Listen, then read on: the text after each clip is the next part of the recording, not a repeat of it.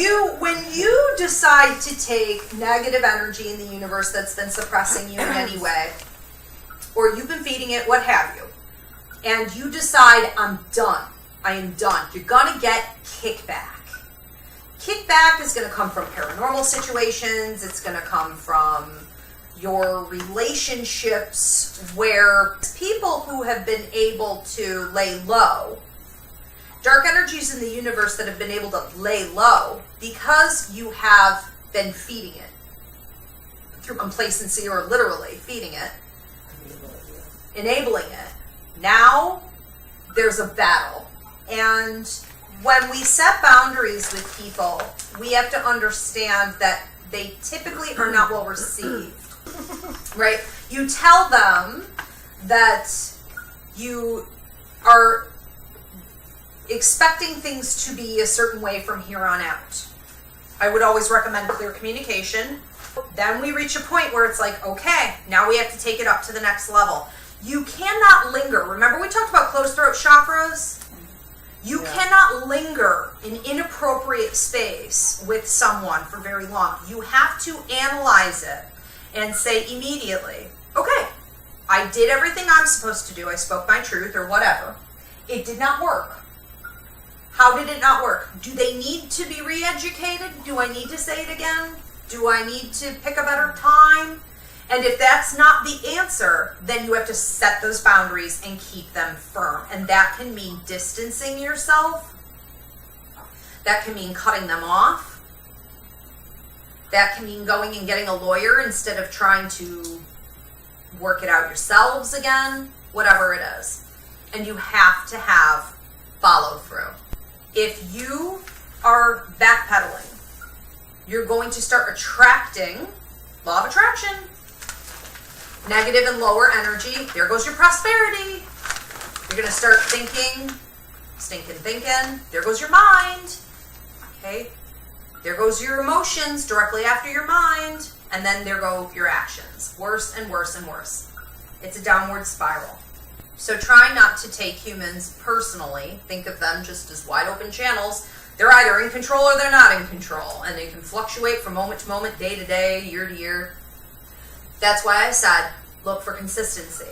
Yes. When you just mentioned that kickback can be dangerous. Yes. Is it dangerous because of what it can do to us or what we Yes. allow it to do within us? Both. Gotcha. You're allowing it always. So Danny's question was, how is kickback dangerous? Is it from inside or outside? It's both. It's dangerous to your soul. It's dangerous to your spirit. It's dangerous to your heart. It's dangerous to your mind, your mental health and well-being, your emotional stability especially, which is the number one train wreck. Emotional stability. It's going to go right for your emotions. If you vibe high, Yes. the vibe as high as possible, can the outward kickback be less caustic or not necessarily? Absolutely. Because if we look at this as simply the law of attraction, right? Like attracts like. The energy we put out, we get back. If you're vibrating low because you're backpedaling, you're going to attract problems. You're going to attract low-level energy. You're going to attract illness, all kinds of stuff. If you vibrate high, you're going to attract the better and the healing. Even if it feels awful emotionally, even if you're a train wreck, you're still making the right choice. And the universe doesn't lie. Energy doesn't lie. What was said about twin flame or the ultimate soulmate connection being really, really good and the best of things, or really, really bad and the worst of things. Yes, it could be both. It will probably break you. Yeah.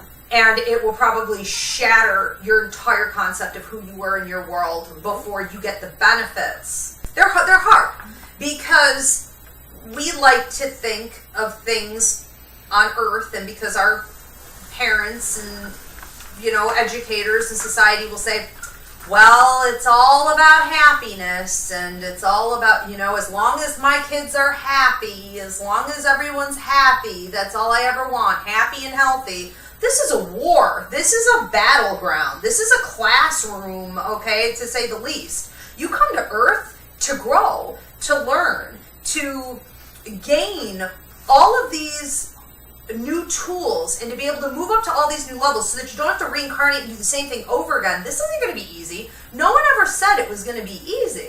And as long as we're looking for that, we're dissatisfied, right? We're angry, we're irritable, we're demanding of other people. These are people that are like your tribe. A lot of people come to the academy and they say, for the first time in my life, I'm meeting members of my soul group. Absolutely you are. Yes. Soul groups, though, I see as being supportive, not trialsome. They're going to help you get up to the next level. You're going to help them get up to the next level.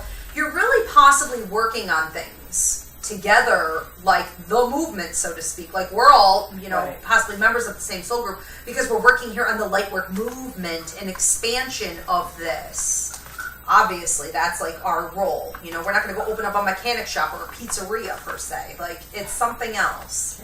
So we're healing each other. It's a soul group. It's a tribe. Is it what I don't even know how Dream. I got you, but I mean, I'm in California when I contacted you. I was in Denver. And Yeah, I don't even remember I get that a lot. how I get that a lot. I'm telling you, people from overseas were contacting me when I first came out, and I didn't know that was necessarily weird. It just happened. So the way that people have explained it to me was like it was coming, and I was getting ready to open it, and people came from all over and they said that this just crossed their path. Realistically, people are going to grow at different paces and different rates, and that's fine. We can sometimes work with that. But when we've made a decision that this thing is going to work, that we're going to stick it out, and you've got two people who are actually growing at different speeds and rates, and they're at different levels, or let's be more realistic, you've got one that's completely stagnant, not doing anything with their life, waiting for someone to come along and do it for them, and then you got someone else who's growing leaps and bounds. We got a problem here. This becomes, right, a life currently where you're really tapping into one of the previous lives probably, and it becomes like sicko love, where somebody was a parent. You don't want to have a parent to child type of an energy going on when it was meant to be a romantic partnership. And this is the number one biggest problem that we see. So we have to evaluate these quickly, very, very quickly, and minimize the pain.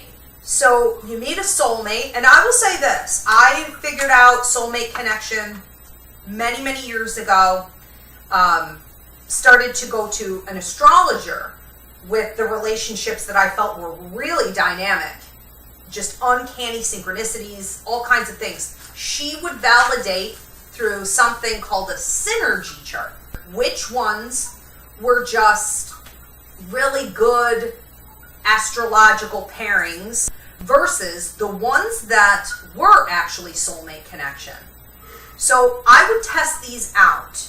And when I started to see a pattern of, okay, I was accurate. This is a soulmate connection.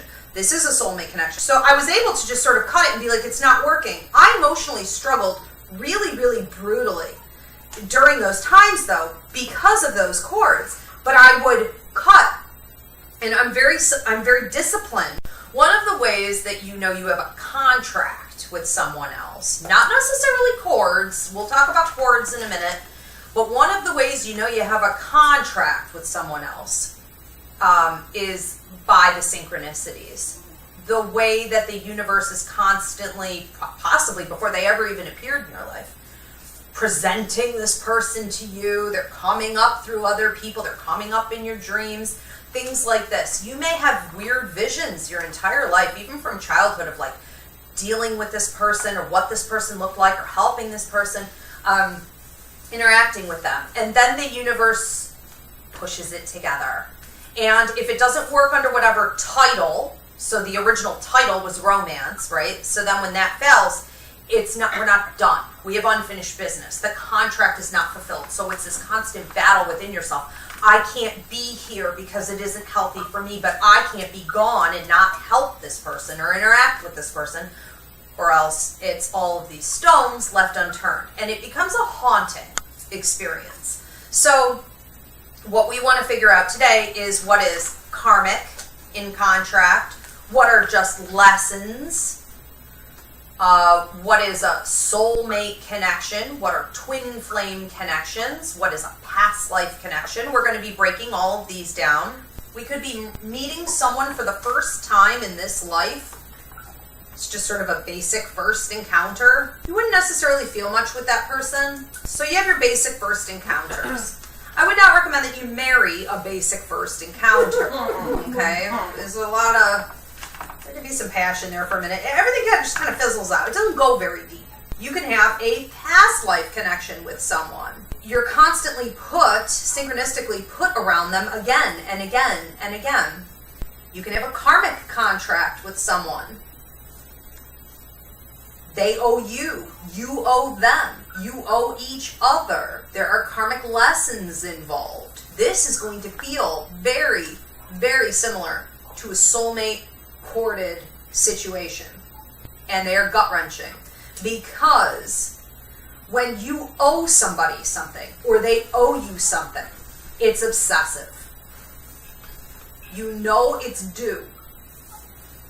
And you want it, or you want to give it. But you don't always know how, and it doesn't always fit well into the circumstances. That we look at every potential love partner who comes in, and the first question really needs to be, what is the end result? Okay, so the psychic mind, and remember, we're all psychic. You guys watching through video download, and you're like, I'm not psychic. Yes, you are. Everyone is psychic. You would be dead if you weren't. Okay, it takes psychic intuition every day to survive planet Earth. So we're all psychic. The psychic mind sees the end result. So every person you encounter, especially on a romantic level, you should say, what is the end result?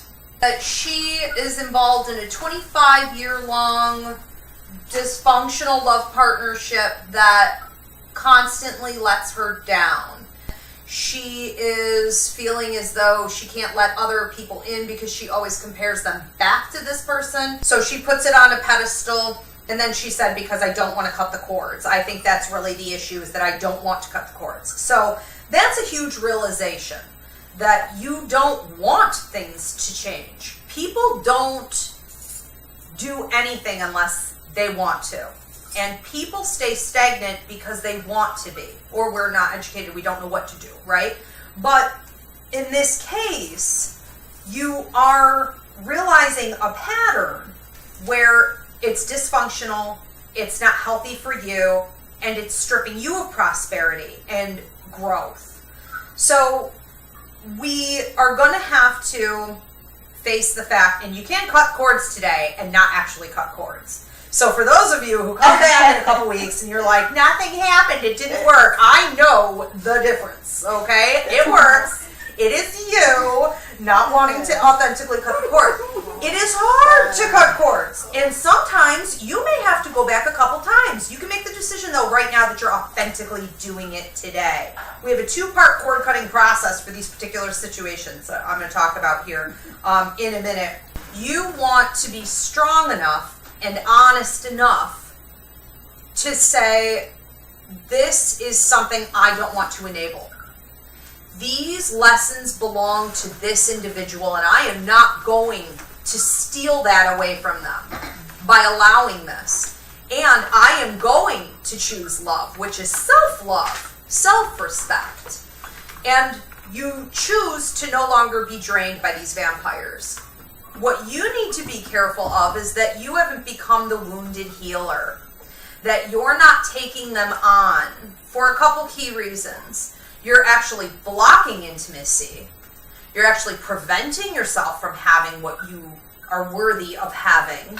Maybe you're fearful of getting up to that next level. And so it's sort of like you're punishing yourself. You're draining yourself and preventing yourself from growth. What you could also be doing is coming more from a place of ego, which isn't necessarily that hoity-toity attitude as much as it is like control, and coming from a place of fear.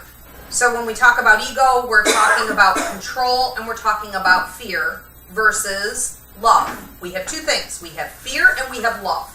Cords are energetic bonds between you and someone else. This is a sign of soulmate connection and past life connection. When you have cords, you cannot escape the other person's energy, and it will drive you nuts. So someone can be married for 25, 30 years and divorce and not really think twice about it, not really even think of the person or really miss them and just get on with their lives, and have a lot of judgment put on them for quickly jumping into something else so soon. But that's because they may have soulmate connection or cords with that person. So they very passionately feel like they've known this person for way longer. It's not smart to marry someone, okay, who you're meeting in this life for the first time. It would be smarter to have that cord connection, but also in a way that's working in the day-to-day. Okay, so one of the things that we're looking at is having a cord connection to someone else that causes literally obsession, but it's dysfunctional in the day-to-day, versus finding someone you have cords with, but it works in the day-to-day. People will, they'll cheat and they'll run off because they also have like gaps in themselves and voids, and they need therapy and they're like needy. People do it for that reason too. But when it is a genuine connection with someone else and it's driving them nuts, I feel bad for the situation because we need to be very careful about who we make contracts with in this life, marital or otherwise, because once you're in, you're in. And as these soulmates keep crossing your path, right? It's an illusion. It's not true that there's only one. There are many, many. So as they keep crossing your path, you're going to encounter this again and again and again, and you're going to have to deal with your ethical code, morality, self-control, and still get to the bottom of why it's happening and what it means. What is the lesson? One of the things I wanted to talk about is something called the closed throat chakra. For those of you who practice Reiki, or you do anything with readings, or you're very empathic, you might notice that sometimes you feel like you're choking. You may have swollen glands chronically, sinus problems, allergic reactions, chronic colds. Have you had any issues with the throat, Lisa? Yeah, it's been a big problem. Okay. So sometimes you go to doctors and things like this and they can't really figure out what's wrong. When someone gets a closed throat chakra, it's for one of two reasons. They either didn't speak their truth, they didn't say what they really should say, or they did and it wasn't received. Okay, it was either disrespected, or the other person said they don't care, or they don't want to listen to you, or nothing changed in the circumstances, whatever it is.